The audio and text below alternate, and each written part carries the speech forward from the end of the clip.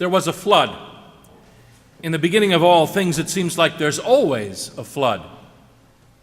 After being bereft of the guidance of Prometheus, men and women grew so wicked that Zeus sent a great flood which destroyed them all, except one good man, Deucalion, and one good woman, Pyrrha. In the Greek myth, these two were being preserved as fit to live. There was always a flood, an angry God, and some worthy survivors. In a Hindu flood story, a king named Manu was performing penance through a cleansing ritual with river water when a small fish came into his hands. He was going to throw the fish back into the river, but the fish asked Manu to save its life, so he put the fish into a jar of water. The fish started growing, and it outgrew the jar, so he threw it in the river, and outgrew the river, so he threw it in the Ganges River, and then into the ocean. It was then that he realized that the fish was Lord Vishnu himself. Vishnu told Manu that the world would come to an end by a huge flood in 7 days, and told Manu to build a huge boat and take along 7 sages, 4 worlds, seeds of all plants, and 1 animal of each type. After 7 days, the Lord appeared again, towed the boat to Mount Himavan, and kept them there safely until the flood was past. There was always a flood, a god, a boat, some worthy survivors, and a mountain. In the Babylonian epic of Gilgamesh, we find out that the gods were perturbed by the clamor of humans and decided to let loose a flood on them. But the god Ea warned Utnapishtim to build a large boat and load it with supplies and animals. After the boat was ready, the storm came. The boat survived the flood and rested on a mountain. Utnapishtim sent out a dove. It came back, as did a swallow. But then he released a crow, and it did not return. That was the sign that Utnapishtim, though immortal, would be allowed to live, though at a distance from the gods. There was always a flood, the gods, a boat, some worthy survivors, a mountain, and the birds. There are flood stories from so many different ancient traditions: Aztec, Norse, Chinese, Hawaiian, Nigerian, Australian Aborigine, Egyptian, Akkadian, Sumerian, Buddhist, Islamic. Perhaps all of these myths and stories were based on an actual historical event lying in the dimly remembered past.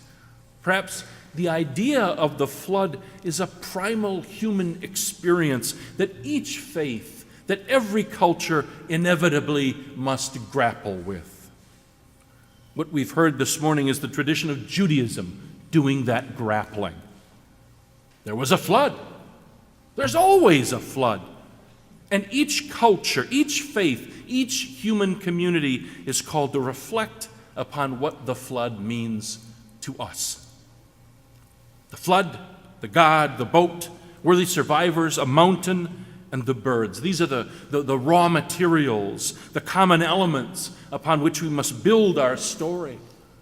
So, on which of these elements will we focus? From which of these elements will we draw strength or fear, wisdom or warning, hope or despair? The flood, the God, the boat, the worthy survivors, a mountain, and the birds. Today, I think it's the flood.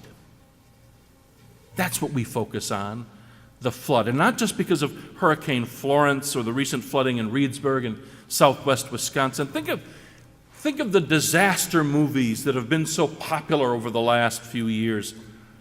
The Day After Tomorrow, Armageddon, Deep Impact, 2012, World War Z, the remake of Godzilla, even the recent Avengers Infinity War. These are world-ending fantasies we're having, whether it be by a flooding planet or a space-traveling comet, by global warming or global chilling, by an alien monster, or by just some homegrown zombies.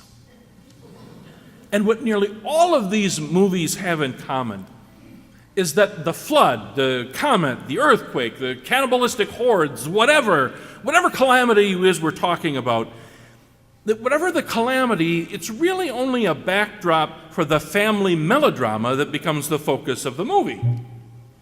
In these movie fantasies, billions of people may have been killed and all life on the planet ravaged, but the couple is back together again. The young lovers have found one another through impossible odds. The father and son have overcome their relationship problems. We are manipulated in such a way that the disaster isn't taken seriously. Not really. So long as we have our little family melodrama resolved with a happy ending. It seems to me that this focus on the flood and the way in which we talk about the flood represents in our culture full denial mode. Full denial mode. There was a great recent headline from the satirical news source, The Onion. How bad for the environment can throwing away one plastic bottle be? 30 million people wonder. Full denial mode, right? And in our movies, we summon up imaginary calamities for our amusement, while ignoring the very real and very serious challenges facing us. Here's a more pointed example. 2 years ago, the $100 million theme park called the Ark Encounter opened in rural Kentucky. Put up by a group called Answers in Genesis, a fundamentalist group fronted by Ken Ham, an Australian-born evangelist.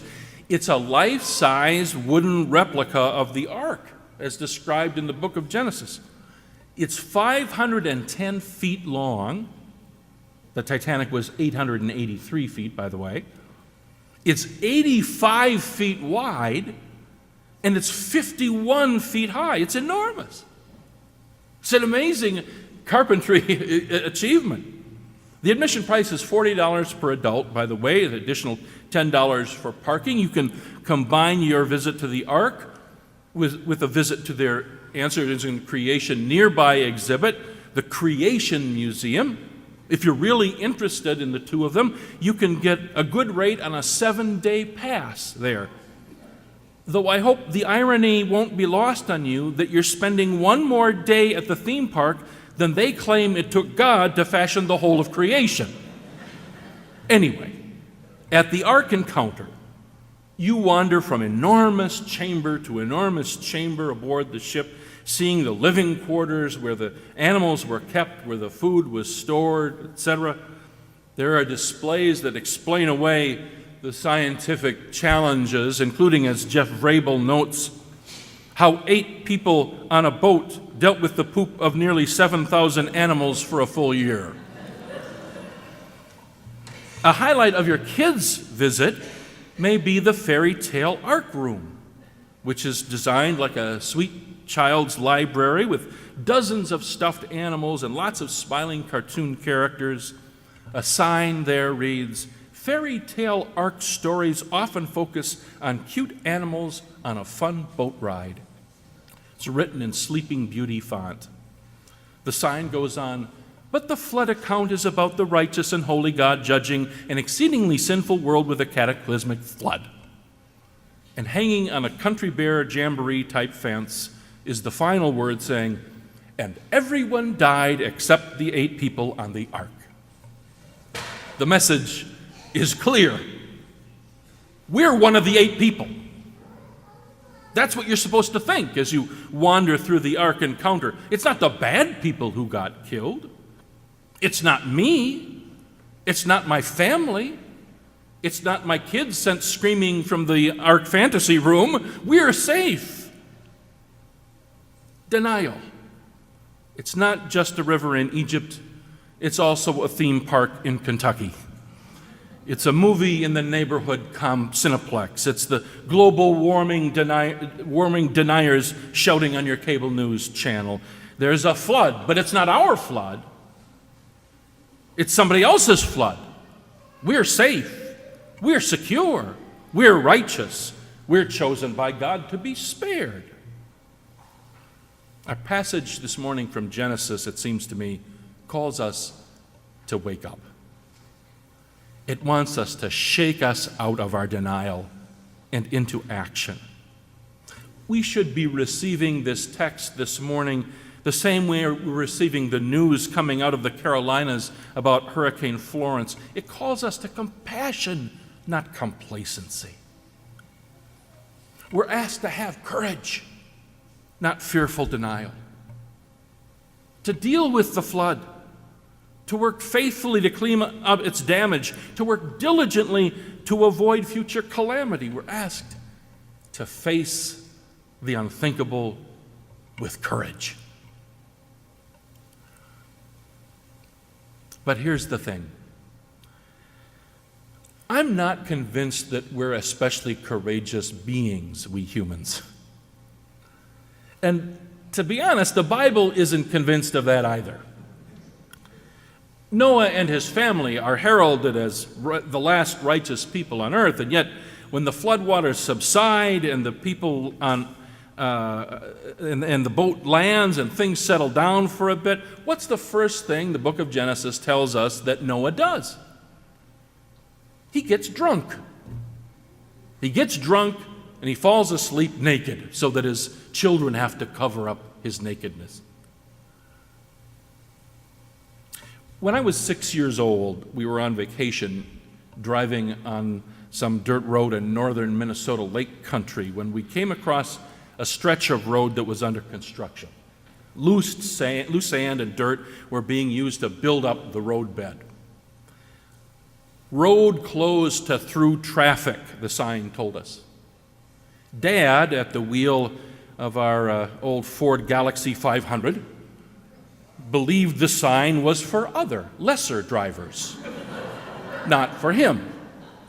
So, on we bravely charged, the seven of us, our little family, on an adventure through the countryside that lasted all of a quarter mile when the car got immovably stuck in sand. Dad lost his mind. Whether it was out of embarrassment or out of fear, he threw an enormous tantrum, ending it with, "Why don't we all just lie down by the side of the road and die?" This made an impression on the 6-year-old me to hear my father say this. It may be the first time that I saw my father naked, emotionally naked, with his childish temper and his indulgent self-pity thoroughly exposed. Mom gave him a good and well-deserved chewing out. We walked to town, we called a tow truck, and somehow the world and our lives did not, in fact, end. I am not convinced that we humans are particularly courageous and capable of dealing by ourselves with real catastrophe. This is especially true because we tend to catastrophize the trivial. I flunked the tests, that my parents will always be ashamed of me. She broke up with me, my life is over. I wrecked the turkey at Thanksgiving, my family hates me. I got the car stuck in the road, I am a worthless human being. Aaron Rodgers hurt his leg, I'm going to bed and I'm never getting up again. Okay, that one was mine. Faced with calamities, real or imagined, we're just as likely to give in to despair as we are to practice denial. We just don't seem like very courageous creatures to me. So when the flood comes, and it always comes, when the flood comes, where do we find the hope and the strength to act? Now we're asking the question that the story from Genesis was written to answer. And the Lord was sorry that God had made humankind of the earth, and it grieved God to the divine heart. This is chapter 6, verse 6 in our reading. And notice immediately how it differs from other flood accounts. Does the flood happen because God is angry? No. It happens because God is sad. God is sorry. God is heartbroken. We have broken the covenant with God, the covenant that is at the very heart of all creation's relationship with its Creator. And so the creation is coming apart. It's crumbling. It's springing a leak. It's causing a flood. That's what's really happening in this flood story. It's not about anger and punishment. It's about sorrow and heartbreak. It's about a break in the covenant between us and God that is so shattering that the creation itself is coming apart. Never say the unforgivable thing. This was the one piece of advice that one of my mentors always gave newlyweds. Never say the unforgivable thing. Don't break the trust between you so thoroughly that the covenant, the marriage, comes apart. You know what that means. You've had friendships end. You've had businesses and creative partnerships unravel. Marriages crumble. Family relationships with a sibling, a parent, a child, irrevocably broken because it broke your heart. And it couldn't be put back together. You know how God felt. You know how creation comes apart. That's not the surprise in the story that the flood comes. The flood always comes. And creation begins to fall apart. No, the surprise comes at the end. The surprise comes when God makes a promise. A promise that the covenant will never again come to an end, no matter what. No matter what we do, how foolish, thoughtless, or sinful that we are, no matter how hard or hurtful it is for God to keep that promise. When the bow is in the clouds, I will see it and remember the everlasting covenant between God and every living creature of all flesh that is on the earth. God is hanging it up, literally. Hanging up the bow. An instrument of divine violence and vengeance. Hanging it up, never to be used again to destroy creation. That's the promise. No matter what, God promises to hold the covenant, hold creation together. Think for a moment how costly this promise proves to be to God. Think of Jesus hanging on the cross, the Son of God sacrificed for love rather than avenged from anger. For us Christians, that's where this rainbow promise finally leads us to the foot of the cross. So now this divine promise reminds us of other precious promises by which we can find our courage, by which we can live our lives. Take heart. It is I, Jesus says to us in the storm. Do not be afraid. And remember, I am with you even to the end of the age, Jesus says to us in the midst of the flood. No matter when or where the storm strikes, how the flood comes, Jesus is there with us. Not in vengeance, but in solidarity. Not in judgment, but in compassion. Not in denial, but in hope. Not in despair, but in courage. When the flood comes, and the flood always comes, sooner or later, when the flood comes, take heart. Do not fear. Gather your courage. Hold on to your fearless faith. Jesus is with you, even to the end of the age. Amen.